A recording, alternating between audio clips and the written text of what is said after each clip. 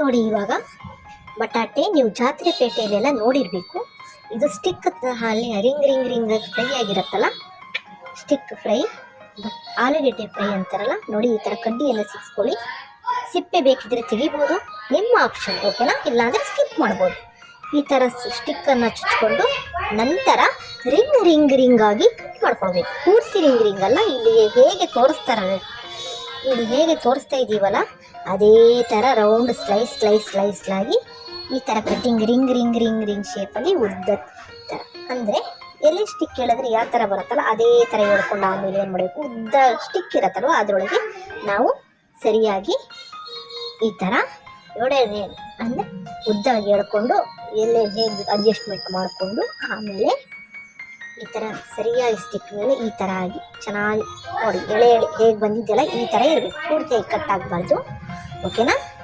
1 ಕಪ್ಪು cornflour ತೊಗೊಳ್ಳಿ, 1 cup cornflour, 1 bowl ತೊಗೊಳ್ಳಿ, 1 cup cornflour, ನಂತರ ಅರ್ಧ ಕಪ್ಪು ಮೈದಾ ಹಿಟ್ಟು, ನಂತರ ಖಾರದ ಪುಡಿ ತೊಗೊಳ್ಳಿ, 1-2 ಟೀ ಸ್ಪೂನ್ ತೊಗೊಳ್ಳಿ, ಆಮೇಲೆ ಧನಿಯಾ ಪೌಡರು, ನಂತರ ಇದಕ್ಕೆ ಅಮ್ಚೂರ್ ಪೌಡರ್ ತೊಗೊಳ್ಳಿ, ಓಕೆನಾ. ನಂತರ ಸ್ವಲ್ಪ ಟೇಸ್ಟಿಗೆ ಉಪ್ಪು ಹಾಕ್ಕೊಳ್ಳಿ, ಓಕೆನಾ.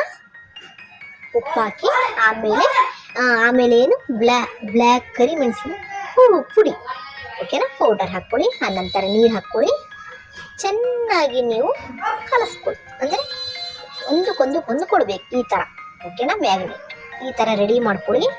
ನೀವು ಉದ್ದ ಸ್ಟಿಕ್ಕಲ್ಲಿ ಹೇಗೆ ರೆಡಿ ಮಾಡ್ಕೊಂಡಿದ್ರಲ್ಲ ಯಾವುದು ಆಲೂಗೆಡ್ಡೆಯನ್ನು ಇದೇ ಥರ ಹಾಕಿ ಒಂದು ಸೈಡಲ್ಲಿ ಎಣ್ಣೆ ಕಾಯಲಿಕ್ಕೆ ಬಿಡಿ, ಓಕೆನಾ. ಈ ಥರ ನೋಡಿ, ಈ ಥರ ಹಾಕ್ಕೊಳ್ಳಿ.